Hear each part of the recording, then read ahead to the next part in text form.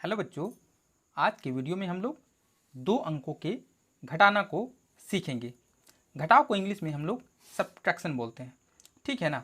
और पहला ये आप लोगों को जानना है कि कभी भी हम घटाते हैं तो ऊपर वाला संख्या को नीचे वाले संख्या से घटाते हैं। दूसरा, कभी भी घटाना है तो सबसे पहले दाईं ओर से घटाते हुए हम लोगों को बाईं ओर जाना होता है, ठीक है ना। और तीसरा, संख्या घटेगा तभी जब ऊपर वाला संख्या बड़ा होगा और नीचे वाला संख्या छोटा होगा। और बिल्कुल घटाव के एक नए नियम को हम लोग सीखेंगे, बिल्कुल नया तरीका से। देखिए, आपको क्या करना है बच्चों, है ना, 8 में 5 घटाना है। तो सबसे पहले जो नीचे वाला संख्या है ना 5, ठीक है, वहाँ से आपको गिनती गिनना है 8 तक और लाइन खींचते हुए गिनती गिनना है। यानी कि 5 के बाद हो जाता है 6, फिर होता है 7, फिर होता है 8।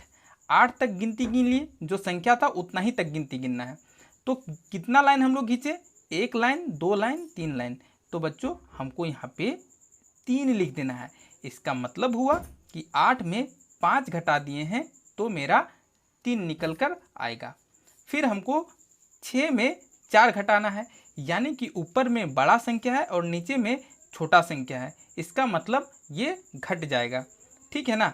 अब हमको 4 से गिनती गिनना है 6 तक और लाइन खींचते हुए। 4 के बाद होता है मेरा 5, फिर हो जाता है 6। तो हमने कितना लाइन खींचा बच्चों, 2 लाइन, यानी कि यहाँ पे हो जाएगा 2। इस तरह से हमने इस घटाव को बहुत ही आसानी से कंप्लीट कर लिया है। हम यहाँ पे देखेंगे कि जब दो अंकों के घटाव के साथ शून्य रहेगा तब किस तरह से घटाना है, ठीक है ना बच्चों।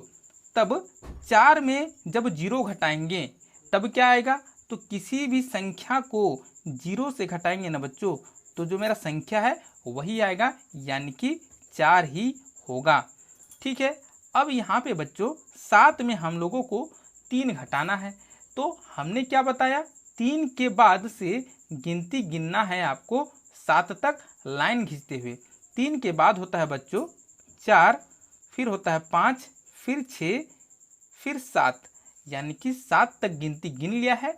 और हमको कितना लाइन खींचे हैं वो गिन लेना है, 1 लाइन, 2 लाइन, 3 लाइन, 4 लाइन, यानी कि 7 में 3 घटाएंगे ना बच्चों तो मेरा 4 आएगा। इस तरह से हमने दूसरा वाला घटाना भी बहुत ही आसानी से एक नए तरीके से सीख लिया है बच्चों। तब तो अभी तक 1 लाइक्स बनता है ना। चलो अब हम लोग आगे देखेंगे कि यहाँ पे 2 में 8 घटाना है। तब ऊपर में जब मेरा छोटा संख्या रहेगा और नीचे में बड़ा संख्या, उस समय घटाना नहीं होता है, हम लोग घटाव नहीं कर सकते हैं बच्चों। तब हम लोग क्या करते हैं ना कि इससे हम लोग कैरी लेते हैं। 9 से हम लोग क्या करते हैं बच्चों, कैरी लेते हैं। और जब कैरी लिया जाता है ना तो आपको कुछ नहीं करना है, जो संख्या है उसके आगे हमेशा 1 लगा दो बच्चों, ठीक है। ये समझ में आया, ठीक है ना। तब ये अब 2 नहीं रहेगा, अब ये 12 बन गया है, ठीक है। अब 8 के बाद हमको फिर से 12 तक लाइन खींचना है गिनती करते हुए। 8 के बाद होता है 9, फिर 10, फिर 11, फिर 12, यानी कि कुल कितना लाइन खींचे हैं बच्चों, 1 लाइन, 2 लाइन, 3 लाइन, 4 लाइन। तब यहाँ पे मेरा 4 होगा, ठीक है। अब बच्चों अब आपको समझना है कि यहाँ पे जो 9 है ना, अब यहाँ पे 9 नहीं रह गया, क्योंकि कैरी करने के बाद, क्योंकि हम 9 से कैरी लिए थे, इसीलिए कैरी करने के बाद यहाँ पे 1 अंक कम हो जाता है। यही आप लोगों को याद रखना है। और हम मेरा यहाँ पे 8 बच जाता है बच्चों, यानी कि अब 9 नहीं रहेगा, अब 8 में 2 घटाना है।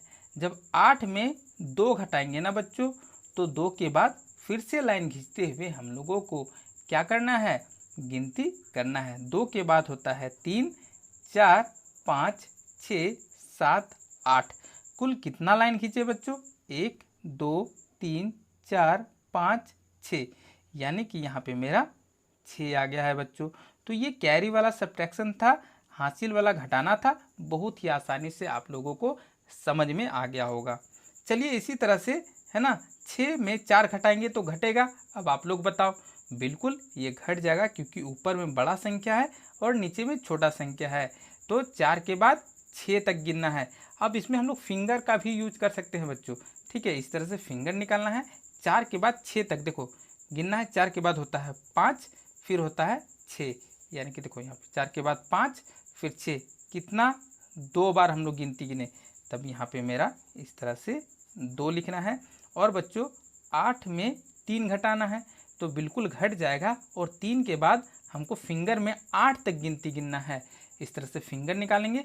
3 के बाद होगा 4, 5, 6, 7, 8, यहाँ तक हो गया। और फिर से हमको गिनना है 1, 2, 3, 4, 5, यानी कि हैंड में भी फिंगर बना हुआ है। तो सोच लो कितना आसान है, 5, यानी कि यहाँ पे मेरा 5 आ जाएगा बच्चों। ठीक है, फिर से हम आगे बढ़ेंगे ना, तो यहाँ पे देखना है बच्चों कि ऊपर में छोटा संख्या, नीचे में बड़ा संख्या, तब तो ये घटना नहीं है। और हमने क्या बताया, तुरंत जैसे ही छोटा संख्या ऊपर में रहेगा, इस बगल वाला से हमको कैरी लेना है। कैरी लेने का मतलब होता है कि 5 के आगे हमको 1 लगा देना है। अब ये बन गया है 15। ठीक है, और 8 के बाद हमको 15 तक गिनती गिनना है लाइन खींच के। 8 के बाद 9, 10, 11, 12, 13, 14, 15, यानी कितना लाइन खींचे, 1, 2, 3, 4, 5, 6, 7, यानी कि यहाँ पे मेरा बच्चों 7 हो गया है। ठीक है ना। अब यहाँ पे क्योंकि यहाँ से हमने कैरी लिया था, इसलिए अब 7 की जगह 7 नहीं रहेगा, यहाँ पे एक कम करके आपको लिख देना है, यानी कि यहाँ पे हो जाएगा 6।